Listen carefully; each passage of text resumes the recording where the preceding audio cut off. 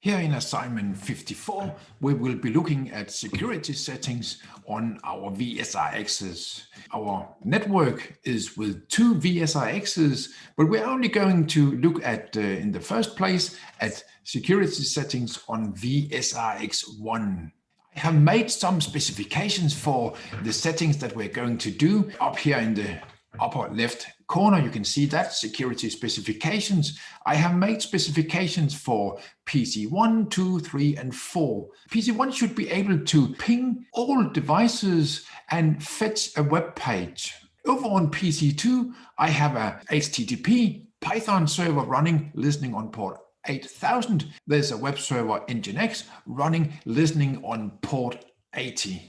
Our network here consists of 5 subnets. We have a sensor LAN, a server LAN, we have an inter LAN 1 and an actuator LAN A and an actuator LAN B. Those names are just symbolic names or logic names, if you like, that I'm going to use in my configuration.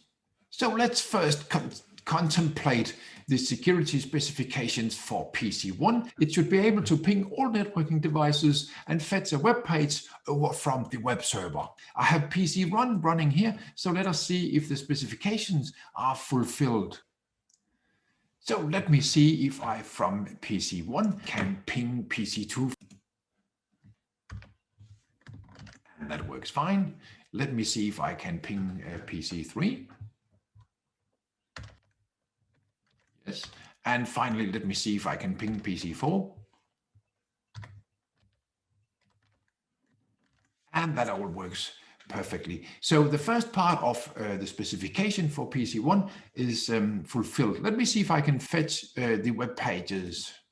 So I'm going to fetch the web page at port 8000. I'll just refresh here. And we can see that the number is changing, so we are getting the page. Let us see if we can also fetch the web page at port 80. And there we go. We have a reply from our Nginx web server. The specifications for PC1 are fulfilled. Let's move to the specifications for PC2. I'm moving over to PC2 here. Same specifications as for PC1. Start by pinging PC1 from PC2. And ping PC3. And finally PC4.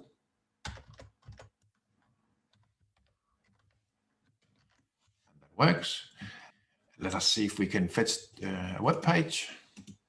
I know that we are actually on the web server itself. So this is going on internally. It's not going over the router. So it doesn't make sense actually to do that here. So we will move on to PC3. And PC3 specification is that it should only be allowed to communicate until G003 here or 10.10.10.1 address. In other words, everything should be blocked from above this line here for PC3. Let us check that out. We'll start by pinging PC4.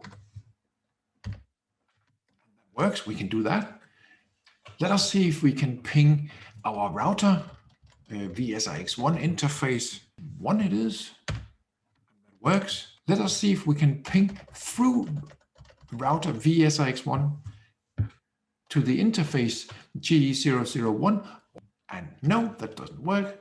What about G002 at address 11.1?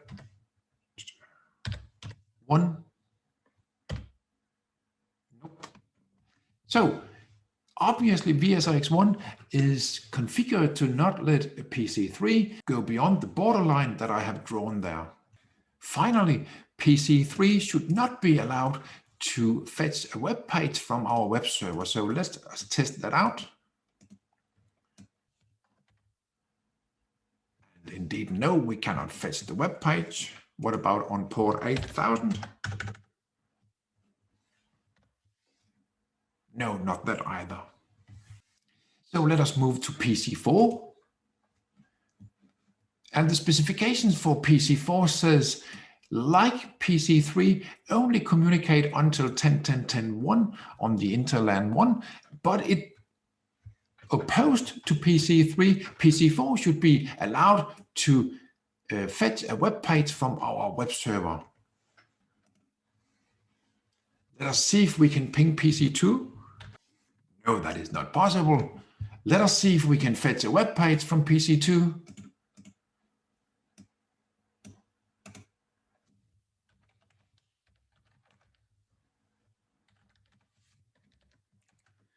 Port 80. And there we have the web page from the Nginx server. Let's see if we can fetch the web page from the HTTP Python server on port 8000. And we can. This tells us that PC4 can ping only until this point. I haven't checked the others, but I assume it is working. But I can get through the router and over and fetch a web page that will be sent back to me from PC2.